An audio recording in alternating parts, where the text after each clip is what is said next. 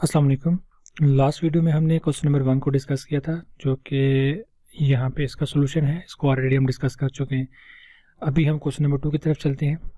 When n resistances each of value R are connected in parallel, then resultant resistance is x.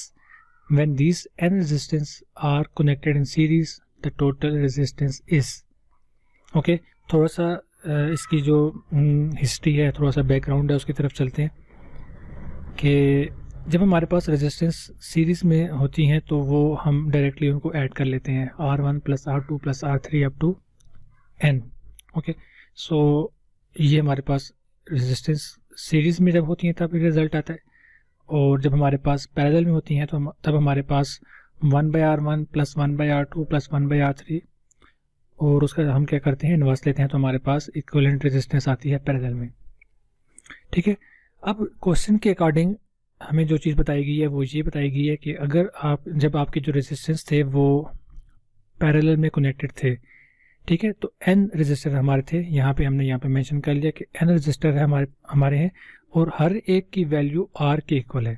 ठीक है, जब n resistor हमारे parallel में connect हुए और उनकी जो रेजिस्टेंस की वैल्यू थी वो r थी, तो उस टाइम पे हमारा जो इक्वलेंट आया वो कितना आया, 1/x, मतलब कि x जो था वो हमारा इक्वलेंट आया।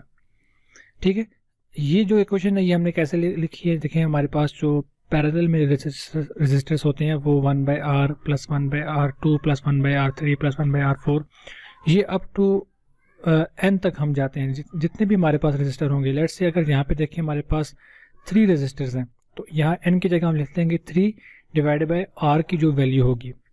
ठीक है, अब r क्योंकि यहाँ पे सेम है, क्योंकि गिवन था कि हमारे पास जो रेजिस्टेंस है उनकी वैल्यूज r है, तो यहाँ पे हम r लिख देंगे simply. So 3 divided by r will be our equivalent resistance in this case. Okay, लेकिन यहाँ पे हमें वैल्यू स्पेसिफाई नहीं है, सो जस्ट हम क्या कहेंगे कि हमारे पास जो इक्विवेलेंट रेजिस्टेंस आई है क्वेश्चन के according 1/x is equal to n/r। ठीक है, ये लास्ट टर्म है हमारी, कि इन सबको जब हम ऐड करेंगे तो लास्ट टर्म हमारे पास जो बनेगी वो n/r की बनेगी। ये भी गिवन था, ये भी गिवन था। ठीक है, सो ये दो इक्वेशन हमने बना ली, ये एक इक्वेशन हमने बना ली 1/x इक्वल टू n/r। यहाँ से हम क्या करेंगे, यहाँ से हम सिंपली इन दोनों को क्रॉस मल्टीप्लिकेशन करके हम r की वैल्यू फाइंड कर लेंगे। सो 1 इंटू r, यहाँ पे आ गया r, and x into nx, ये यहाँ पे आ गया। ठीक है, सो जब पैरेलल में हमारे कनेक्ट हुए रेजिस्टर्स, तो उनकी वैल्यू कितनी आ गई, r इक्वल टू nx।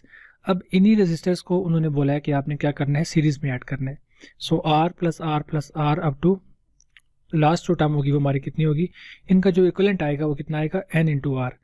ठीक है, मतलब क्या हुआ, इस nr का मतलब ये है कि अगर हमारे पास 3 रेजिस्टर्स हैं तो इनका जो सीरीज में इक्विवेलेंट आएगा वो 3r आ जाएगा। ओके, सो nr हमने यहाँ पे लिख दिया। अब हमें इसका ये जो हमारा रिजल्ट आया है, एक्चुअली हमने फाइंड करना है कि ये जो रेजिस्टर हमारे पैरेलल में कनेक्टेड थे, जब हम सीरीज में कनेक्ट करेंगे तब हमारे पास रिजल्ट क्या आएगा। तो इसके लिए हमें क्या करना पड़ेगा, हमें इस इक्वेशन को यूज़ करना पड़ेगा। ठीक है, सो अब हमें यहाँ से आप देखें, हमें r की वैल्यू ऑलरेडी पता है कि वो nx की इक्वल है। इसको अगर हम इस इक्वेशन में यूज़ कर लें, इक्वेशन 2 को हम किस में यूज़ कर रहे हैं, इक्वेशन नंबर 3 के अंदर। सो n की वैल्यू हमारे पास है, r की वैल्यू हमारे पास है nx। So n into nx will gives n square of x, ये आ गई। ठीक है, सो n स्क्वायर ऑफ x जो होगी वो हमारा इक्विवेलेंट रेजिस्टेंस होगी। सो इस क्वेश्चन का आंसर जो है वो n square of x, option number D है।